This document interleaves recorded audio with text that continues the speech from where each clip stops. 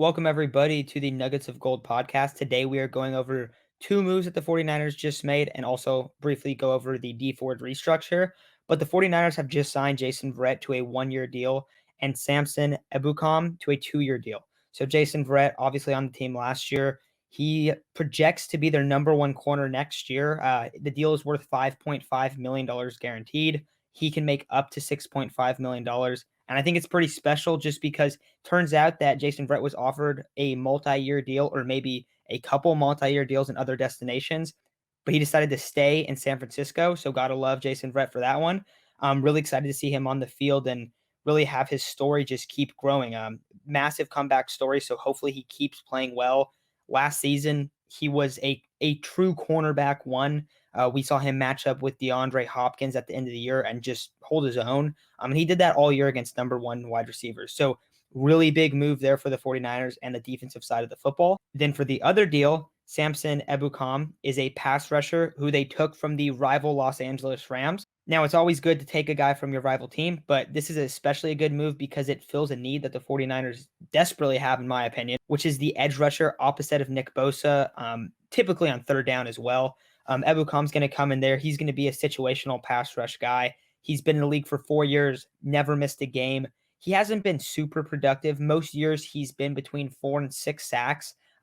Last year he had 4.5 sacks, but he had a lot of pressures. And he has a great pressure rate, which I think is really important. Maybe he expands his role in San Francisco. Maybe he excels playing opposite a guy like Nick Bosa, but I do like the move. It is a 2-year deal, $12 million, and he can make up to $13.5 million. So 6'3", 245. He's a very athletic player. I hope that he can kind of fill that D Ford role, I guess. And the big thing is he's been able to stay on the field. So if he can improve a little bit as a player, I don't know a ton about him. I'm not going to lie. I definitely will look into him more and have a better analysis moving forward. But overall, I like the move. I like that they targeted a need early on, and it's a pass rush need. And I know a lot of people are going to bring up, oh, the secondary is not there. Well, they got Jason Verrett. That was their big move there. They got Ebukam. Now you just got to pay Trent Williams and hopefully sign Alex Mack. That's what I'm hoping they do.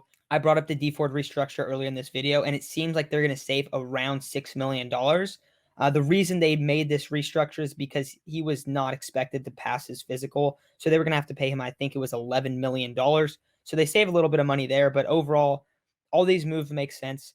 You bring back your cornerback one from last season, who, yes, he's battled some injury issues, but he was an excellent player on the field last season in 2020. So hopefully he can build upon that. And that player is Jason Verrett. And then Samson Ebukam, like him as a pass rusher, think he's going to come in there in third down, play that wide 9 kind of role.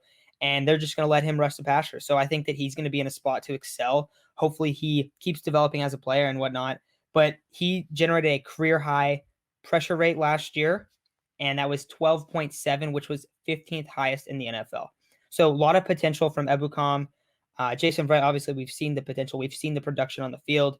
Just stay healthy. I like what the 49ers are doing. They're being a little bit conservative. I expect them to be that way. But keep building up this roster and keep attacking those needs. I think that's what they're going to be doing. And stay tuned. I'm going to be posting whenever they make a move. Hopefully in a couple hours, I'll come back on and post a Trent Williams has been signed because I think that is the biggest part of the offseason. So look forward to talking to you guys soon and stay tuned.